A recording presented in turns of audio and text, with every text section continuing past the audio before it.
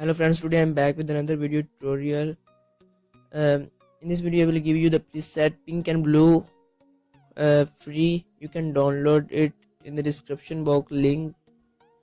Here is the three examples how can use it, how can apply it in your photos. Your photo is less than 20 seconds ready.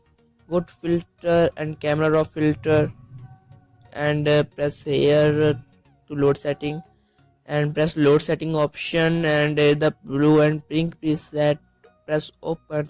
Here is the pink and blue preset, apply here, press OK. And one more example, and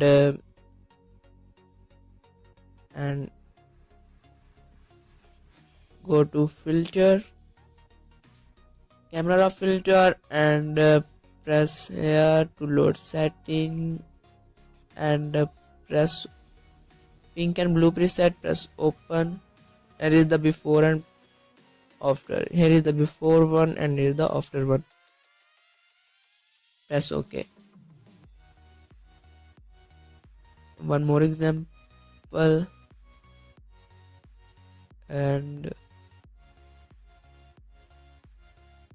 go to filter, camera filter, and preset, load setting, pink and blue, press open, press OK.